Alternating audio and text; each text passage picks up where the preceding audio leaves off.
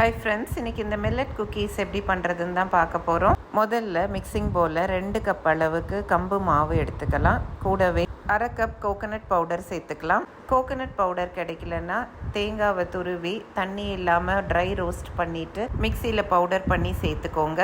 அடுத்தது பாதாம் பொடி 4 டேபிள் ஸ்பூன் சேர்த்துட்டு வாசனைக்கு ஏலக்காய் தூள் சேர்த்துட்டு 3/4 கப் அளவுக்கு நாட்டு சக்கரை சேர்த்துக்கலாம். அப்புறம் 100 கிராம் அளவுக்கு உப்பு இல்லாத வெண்ணெய் அன்சால்டட் பட்டர் சேர்த்துட்டு நல்லா மிக்ஸ் பண்ணலாம். மிக்ஸ் பண்ணி குக்கி செய்கிற பதத்துக்கு நல்லா பிசைஞ்சு வைக்கணும். தேவைன்னா அந்த பதத்துக்கு கொண்டு வர 2 டேபிள் ஸ்பூன் அளவுக்கு பால் சேர்த்துக்கலாம். இப்போ பாருங்கள், பிணைஞ்சாச்சு. இந்த பதத்தில் இருக்கணும். அடுத்தது அவனை 180 டிகிரி செட் பண்ணி ப்ரீ ஹீட் பண்ணணும் 10 மினிட்ஸ்க்கு.